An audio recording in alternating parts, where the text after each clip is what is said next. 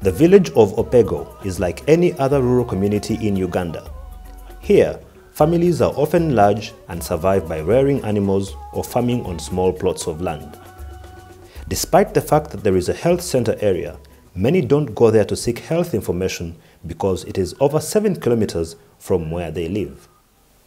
In order to bring health services closer to the people, the Ministry of Health is implementing the Village Health Team Strategy, or VHT, in rural communities like this one to ensure that every village in Uganda has village health team members who work together to mobilize individuals and households for better health. The VHTs, to us as a Ministry of Health, are an important structure which helps us to reach the household and the community level.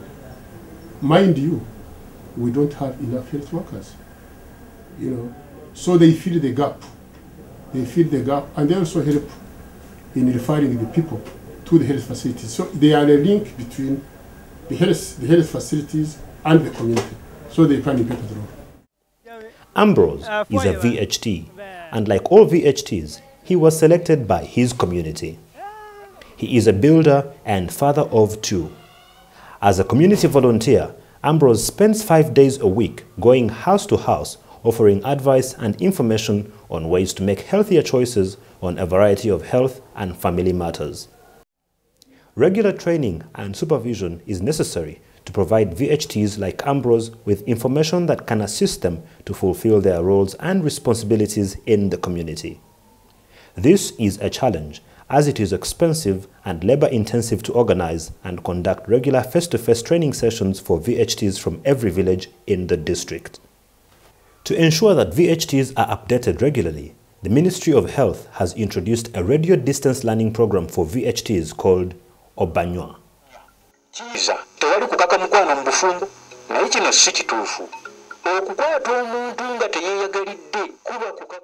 The way the radio learning distance program is implemented, it actually starts at the Ministry of Health headquarters.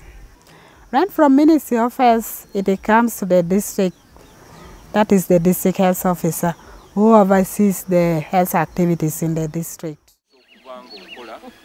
At the heart of the Obbanywa Radio Distance Learning Project is a district health educator. They are responsible for implementing the learning program and enrolling VHTs. They start off by calling a meeting of VHTs at sub-county level and briefing them about the goals and objectives of the distance learning program and how it works. Once everyone is on the same page, they are invited to register and enroll into the program.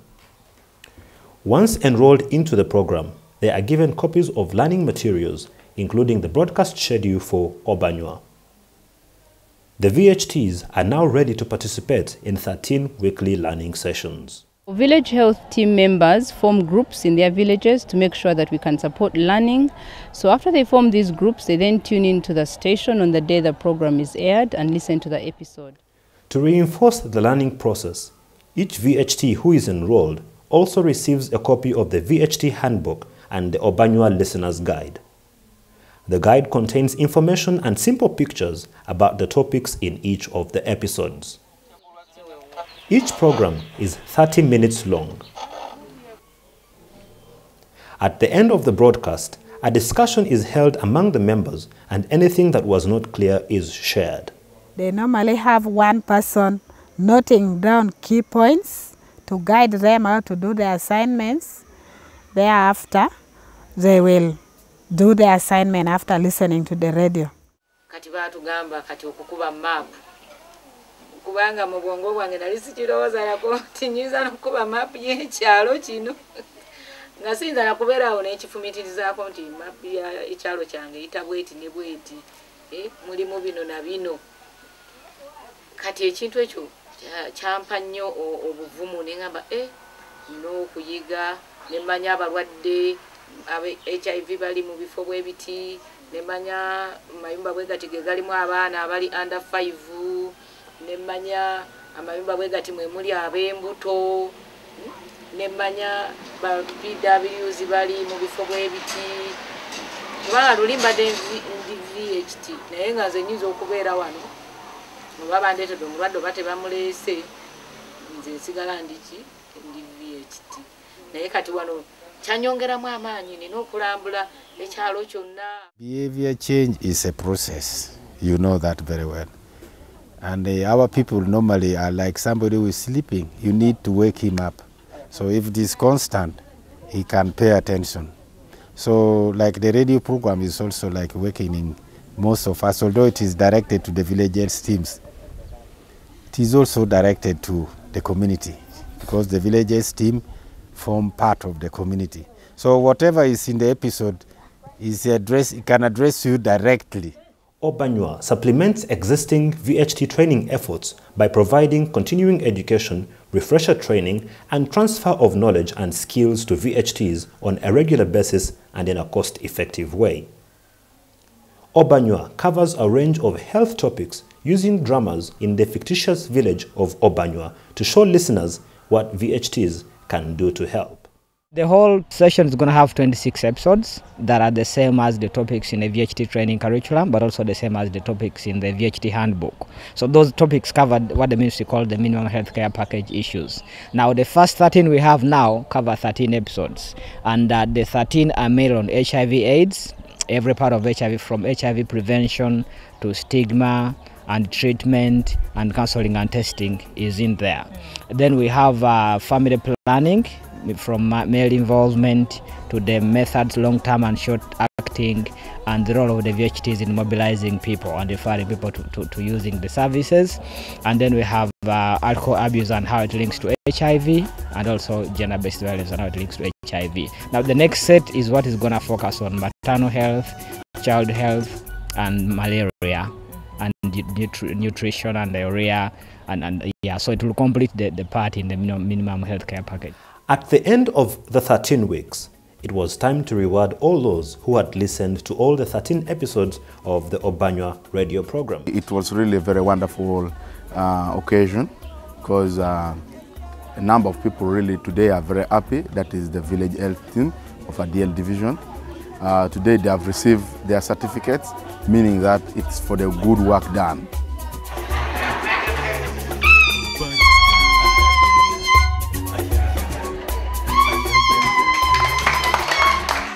This is not a paid-up job, and they have to volunteer with, amidst hardship and challenges.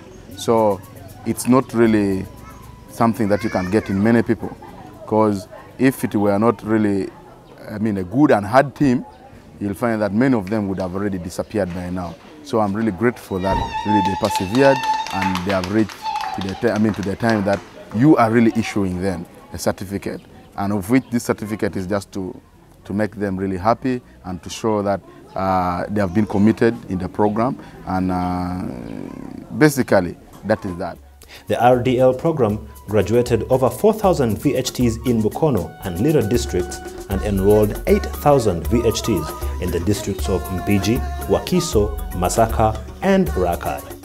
One good thing with it is that personally I can't organize a workshop or a seminar for refresher training for the village health teams. But the radio program, putting them in groups and make them fill those Obbanywa forms at the book, it helps to refresh their mind on the happenings. And with the calls which they have been advised to call me whenever they have problems, it has helped me to refresh all my VHTs at one single shot. So this program was very useful. Knowledge of family planning benefits increased almost twofold, from 8 to 20%. Knowledge of HIV in children from 36 to 79%, while knowledge of benefits of medical male circumcision from 36 to 67%. Most importantly, the VHTs observed that they were better prepared to help others in their villages after listening to the Obbanywa program. Well, I've gained a lot. First of all, I've achieved knowledge on some other things which I didn't know. Like, I didn't know that Obbanywa would make me also to speak in public, because through listening to the radio, I took that courage at least, so that I can be able even to speak to one another, teach the person on what I've heard and what I've learned through Obbanywa. Like family planning, we never had a lot of knowledge about family planning, but during the process that Obbanywa was going on in the radio, through those people who are participating, also took that courage that one time also I want to participate in that one, in that program. So that's the thing which has impacted me a lot. This radio program did not benefit Lira district only, because some of the phone calls were not from Lira district only. Other districts, the neighboring districts, because it's one language, Apache, Otuke, Dokolo, Amolatar, Yam. Because wherever this radio would reach, you would get people calling back and saying, when is ours? We should have all these kind of radio distance programs all over the country. Now we are talking about Lira, Mukono, but what about Karamoja? What about Mbarara? What about Kabali? What about where you come from, Chiboga? My call for action is that this tool has been tested. It works. It has shown significant results in the areas where it has been used. And for us as civil society, it is our responsibility to make sure that Uganda as a country continues to use this tool. So I would call upon everybody that is doing community health work to use this tool as a tool to train community health workers. One, it is cost effective. It is the cheapest way you can train these people. But being cheap also gives us an opportunity to scale up the coverage of community health workers within the country. So I would call upon them to come to World Vision, talk to World Vision, so that we can build their capacity to use the radio distance learning program, but also ensure that they access the relevant tools and materials that they need to conduct this radio program. For the people of Lira, Otuke, Mukono, Mpiji, Wakiso, Masaka, Rakai, and the neighboring villages, the Obbanywa Radio Distance Learning Program has brought about real change and built a lasting capacity to achieve better health for their families and their communities in the future.